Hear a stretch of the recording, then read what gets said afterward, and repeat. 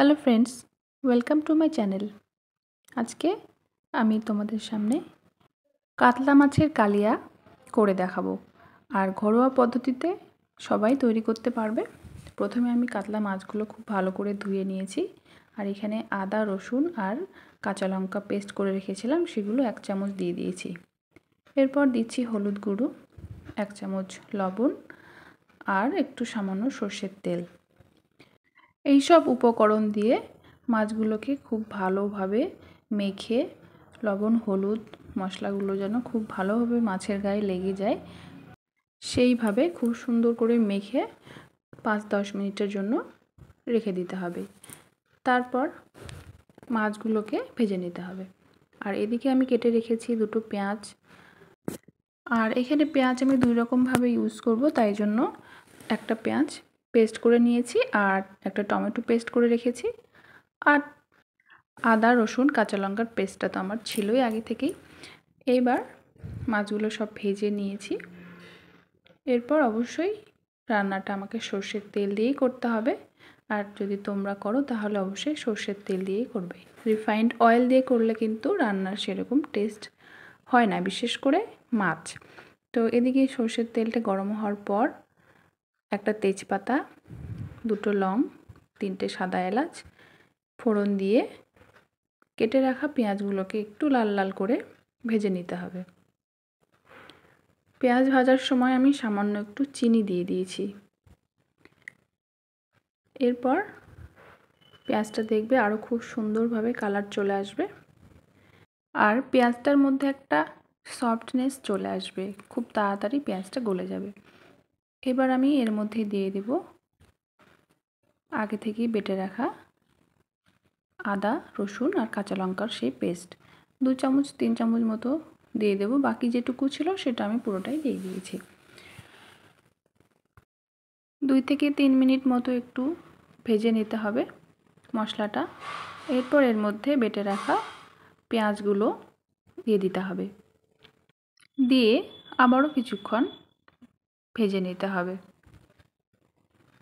পেঁয়াজ বাটাটা দেওয়ার পর মশলাটা যখন ভাজবো তখনই আমরা বুঝতে পারবো যে পেঁয়াজের যে কাঁচা গন্ধটা সেটা চলে গেছে, একটা সুন্দর একটা গন্ধ বেরিয়ে আসবে।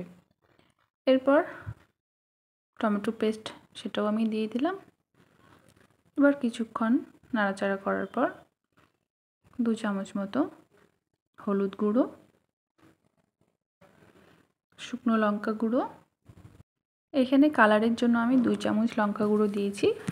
আর প্রথমে আমি রসুন, আদা আর কাঁচা লঙ্কার পেস্টও কিন্তু দিয়েছি। তো তার জন্য খুব বেশি ঝাল করলে বাড়িতে বাচ্চা কাচ্চা থাকলে কিন্তু খাওয়ার অসুবিধা হয়, তাই ভাবলাম যে খুব বেশি ঝাল করব না, ওই জন্য 2 চামচই দিয়েছি। এরপর একে একে ধনে গুঁড়ো 1 চামচ, জিরে গুঁড়ো 1 চামচ দিয়ে দিলাম। এবার মশলাগুলোর ওপরে একটু সর্ষের তেল ছড়িয়ে দিয়ে আবারও কিছুক্ষণের জন্য কষিয়ে নেব। যতক্ষণ না মশলা থেকে তেল ছাড়ছে ততক্ষণ পর্যন্ত আমি কষিয়ে নেব। আর হ্যাঁ, তোমরা যারা আমার এই চ্যানেলে প্রথম ভিডিও দেখছো তাদের জন্য বলছি অবশ্যই সাবস্ক্রাইব করবে আর আমার প্লেলিস্টে গিয়ে বাকি ভিডিওগুলো চাইলে তোমরা দেখতে পারো। তো এবার আমি একটু ঢেকে দিলাম কিছুক্ষণ, তারপর ঢাকনা খুলে নিয়ে দেখি মশলাটা থেকে আরও খুব সুন্দরভাবে একটা স্মেল বেরোচ্ছে আর মশলাগুলো কিন্তু আমার কষানো হয়ে গেছে। এবার আমি এর মধ্যেই দিয়ে দিচ্ছি কিছুটা পরিমাণে টক দই। টক দইটা দেওয়ার পরেও বেশ কিছুক্ষণ ধরে আমি মশলার সঙ্গে দইটাকে কিন্তু কষিয়ে নিচ্ছি। তোমরা খেয়াল করে দেখবে আমার এই পুরো রান্নাতে কিন্তু আমি খুব বেশি তেলের ব্যবহার করছি না, কারণ আমরা এখন হেলথ সম্পর্কে সবাই খুব সচেতন, তাই যতটা সম্ভব তেল মশলা থেকে একটু দূরে থাকাই ভালো। যাই হোক, এদিকে আমার মশলাগুলো কষানো হয়ে গেছে। এবার এর মধ্যে আমি জল দিয়ে দেব। প্রথমে আমি একটু জল দিয়ে দেখছিলাম যে ঝোলের পরিমাণটা কেমন হচ্ছে। তারপর যেহেতু একটু ঝোল ঝোল রাখবো তাই জন্য আর একটু জল আমি এর সঙ্গে অ্যাড করছি। এবারে ঢাকনা দিয়ে ঢেকে ঝোলটাকে আমি ফুটিয়ে নেব। খুব ভালোভাবে যখন ঝোলটা ফুটতে শুরু করেছে, ঢাকনা তুলে আমি ভেজে রাখা মাছগুলো একে একে দিয়ে দিচ্ছি।